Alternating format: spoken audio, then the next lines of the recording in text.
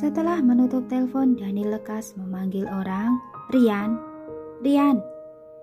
Iya. Rian buru-buru lari ke dalam. Ada apa, Tuan Daniel? Carla mungkin dibawa pergi oleh orang Wellens. Sekarang kita tidak tahu ia di mana. Daniel buru-buru memerintah, segera selidiki apa Devina memiliki komplotan yang masuk ke kota Bunaken. Minta orang selidiki juga masalah Dani. Baik-baik. Wajah Rian berubah ketika mendengarnya. Ia bergegas mengaturnya. Daniel keluar mencari Sanjaya, memintanya menangani acara pelayatan, kemudian menginstruksi Lily untuk menjaga Carlos dan Carlos. Setelahnya ia membawa sekelompok orang buru-buru pergi. Sanjaya tidak tahu apa yang terjadi, tetapi ia paham ini masalah besar. Ia lekas bergerak dan maju ke depan melayani tamu. Carlos dan Carlos tidak mendapat kabar Carla. Mereka ingin bertanya kepada Papi, tetapi Papi sekarang sedang keluar. Carlos mengenyitkan kening berkata dengan tidak senang, "Di saat ini, kenapa Papi malah pergi?" Carlos mengamati sekeliling dengan diam. Ia menyadari kakek Sanjaya yang sakit selalu istirahat di ruang belakang tiba-tiba keluar melayani tamu.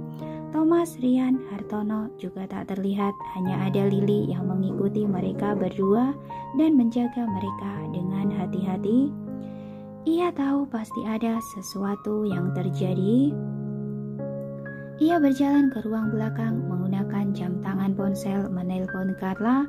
Telepon tak berhubung. Ia menelpon Windy juga tak tersambung. Tatapan Carlos berubah menjadi beku.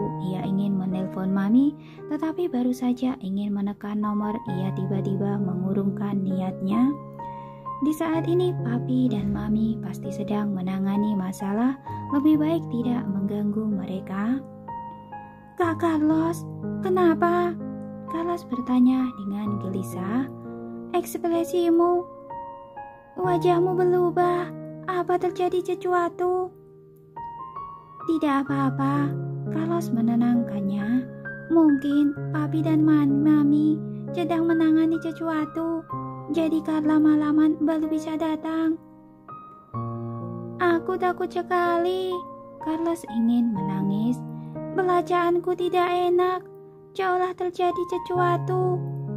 "Tidak apa." Carlos menepuk pundak kecilnya. "Kamu adalah pria.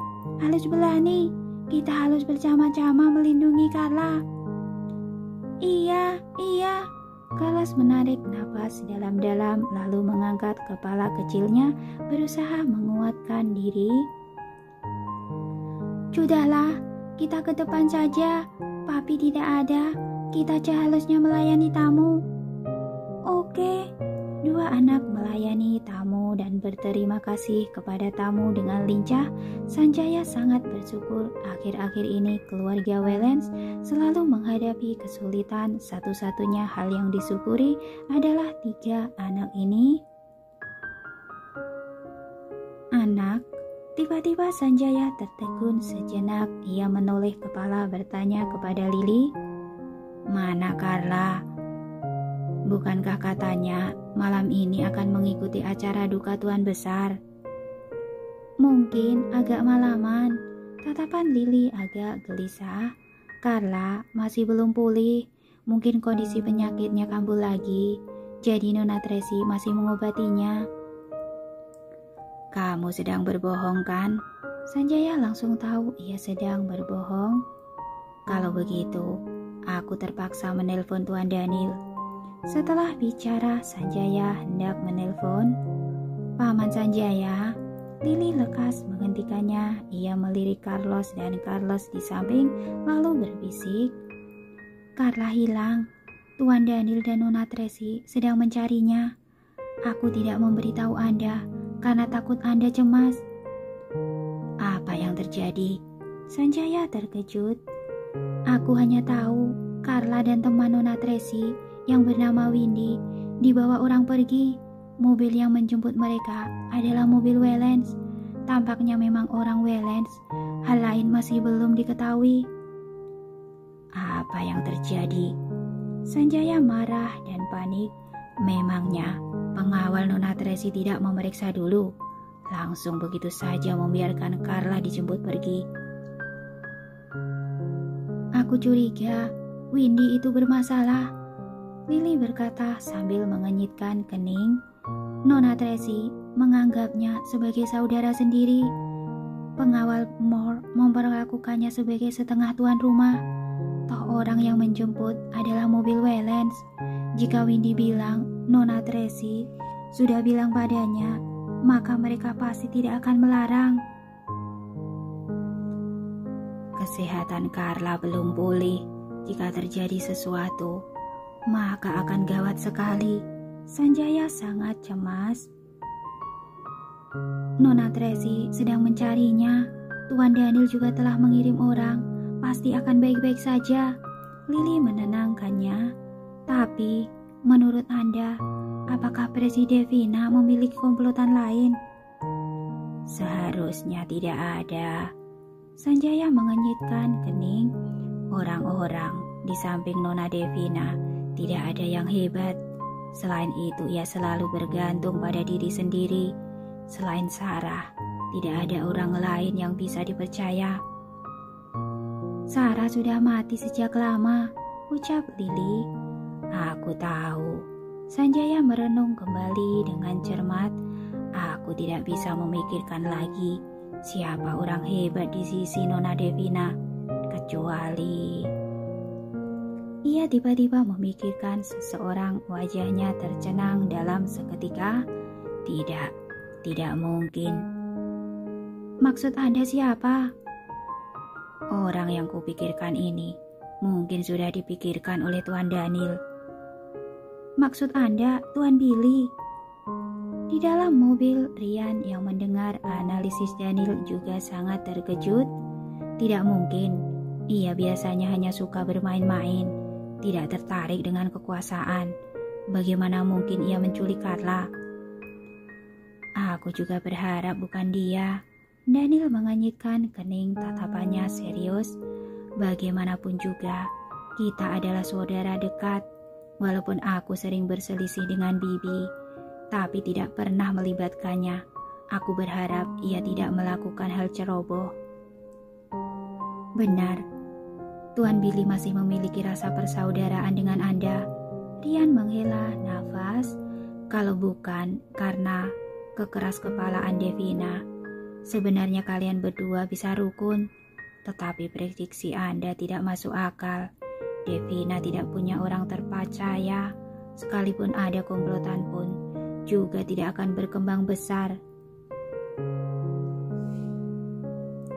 Selain dia, siapa lagi yang bisa menyamar, membawa mobil Wellens, dan membawa mereka pergi? Tapi, Tuan Billy tidak seperti orang yang licik. Aku selalu merasa ia tidak mampu melakukan hal ini. Periksa lagi, apa ada catatan masuk negara Billy? Perintah Daniel. Baik, Ryan lekas menelpon lalu melapor. Dari pihak bandara, tidak ada catatan masuk negara Tuan Billy. Tampaknya aku terlalu berlebihan. Masalah ini tidak ada hubungannya dengan Billy. Daniel menghela nafas.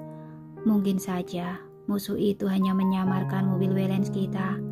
Orang Moore yang lalai dalam bertugas. Tanya Thomas, apa sudah menemukan Linda? Thomas baru saja mengabarkan bahwa sedang membawa orang memeriksa bandara. Sekarang masih belum menemukan petunjuk. Ryan berkata, Anda curiga dua masalah ini berkaitan. Keluarga Hilton sudah runtuh, tinggal Linda seorang diri. Bagaimana bisa kabur dari penjara? Pasti ada orang yang membantunya di belakang. Daniel berspekulasi. Selain itu, kenapa begitu kebetulan? Ia baru melarikan diri. Windy dan Carla sudah dibawa orang pergi. Menurut Anda, apakah Windy bermasalah? Ryan bertanya dengan hati-hati. Pengawal keluarga Moore adalah pengawal elit. Jika tidak ada persetujuan dari Windy, bagaimana mungkin mereka semudah itu bersikap longgar? Makanya, aku memintamu memeriksa Dani. Daniel bertanya sambil mengenyitkan kening. Sudah ada kabar? Mau aku tanya lagi? Rian melekas menelpon, bertanya bawahannya dengan cepat, menemukan jawaban, ia berbalik melapor. Ternyata Dani sudah lama hilang, tapi sebelumnya ia sempat mencari Windy. Kemudian ia menghilang, entah apa yang terjadi. Seharusnya Dani diculik ketika mencari Windy. Lalu orang itu menggunakan Dani untuk mengancam Windy agar ia mendekati Tracy, kemudian bertindak di waktu yang tepat. Daniel berspekulasi, tapi kenapa ia ingin menculik Carla? Rian tak paham. Mungkin ingin dijadikan sandera. Daniel menganalisis, jika ada Carla di tangan mereka, kita tidak akan berani menyentuhnya. Kalau begitu, orang yang menyuruh Windy membawa Carla pergi pasti Linda. Rian tiba-tiba paham, pasti ada orang misterius di belakang Linda yang membantunya. Benar, pasti begitu. Daniel memahami keseluruhan masalah ini. Sekarang harus segera menemukan mereka, terutama di bandara. Jika aku tidak salah tebak, Linda pasti akan memaksa Carla agar ia dapat meninggalkan kota Bunaken. Karena jika ia berhasil pergi, ia baru bisa punya jalan keluar untuk hidup. Thomas sudah membawa orang-orangnya mengepung bandara. Ia bilang Naomi juga di sana. Mungkin Nona Tracy juga berpikiran sama dengan Anda, ucap Rian. Selidiki dengan cermat, harus menemukan mereka, perintah Daniel. Baik, Rian meneruskan perintah. Daniel memandang keluar jendela. Cuaca gelap dan suram, seolah akan terjadi sesuatu. Ia selalu merasa ada sesuatu yang salah. Tiba-tiba mobil keluarga Moore melesat dari samping, kecepatannya secepat angin. Pengawal yang menyetir mobil berseru, "Paula itu hebat sekali keterampilan menyetirnya." "Hartono tidak ada, kamu tidak bisa melewatinya. Pelan-pelan menyetir, hati-hati," Rian mengingatkan. Baik. Seharusnya mereka juga menuju bandara. Rian menoleh menatap Daniel. "Tuan Daniel, Anda jangan cemas. Orang kita banyak. Meskipun Linda memiliki sayap, juga tak dapat terbang keluar dari kota Bunaken." "Iya," Daniel merespon, lalu mengeluarkan ponsel menelpon pihak polisi. Ia bertanya perihal Linda melarikan diri. Ia ingin mencari petunjuk dari itu. Di saat bersamaan Tracy sedang melihat cuaca gelap di luar, ekspresinya benar-benar suram. Walaupun sudah diobati dan penyakit lamanya sudah membaik, tetapi setiap bertemu hari hujan, hatinya entah kenapa menjadi gelisah. Barusan ia juga menganalisis semua masalah pada dasarnya, kesimpulannya sama dengan Daniel. Ia sekarang merenung kembali tadi di siang saat ia pergi. Windy seperti berbicara dengan ragu, ekspresinya rumit, sepertinya ia sedang mengalami siksaan hati nurani. Tetapi Tracy percaya Windy tidak mungkin menyakiti Carla. Ia melakukannya demi menyelamatkan Dani, jadi terpaksa mendengarkan perintah orang itu dan membawa Carla pergi. Tetapi tindakannya itu tetap menjengkelnya. Carla diracuni oleh Victoria. Ia sudah sangat menderita kesakitan. Pengobatannya baru saja membaik, sekarang sudah diculik pergi. Tubuh lemahnya sama sekali tidak bisa menahan rasa sakit jika terjadi sesuatu. Tracy tidak berani membayangkan. Anda sudah menganggap Windy sebagai adik, tapi ia malah mengkhianatimu demi seorang pria. Benar-benar menyebalkan. Paula berkata dengan marah, "Jika aku menangkapnya, aku pasti akan menusuknya berkali-kali." "Jika itu kamu, ada orang yang menculik Hartono dan mengancammu, apa yang akan kamu lakukan?" tanya Tracy balik. "Aku akan mengandalkan kemampuanku untuk menyelamatkannya. Jika tidak bisa diselamatkan, kita mati bersama. Aku tidak akan melibatkan orang lain, juga tidak akan mengkhianati Nona, apapun alasannya." Paula menjawab tanpa ragu. "Bagus, Tracy menepuk pundak Paula, hatinya sangat tersentuh, tetapi ketika teringat Windy, hatinya kecewa lagi. Ia benar-benar sudah bersikap waspada, tetapi ia tidak bersikap waspada terhadap Windy. Ia sama sekali tidak pernah berpikir Windy akan mengkhianatinya. Sekarang ia masih tidak berani percaya kenyataan ini. Pada akhirnya, ini terjadi karena Daniel pria jahat itu. Paula jadi marah.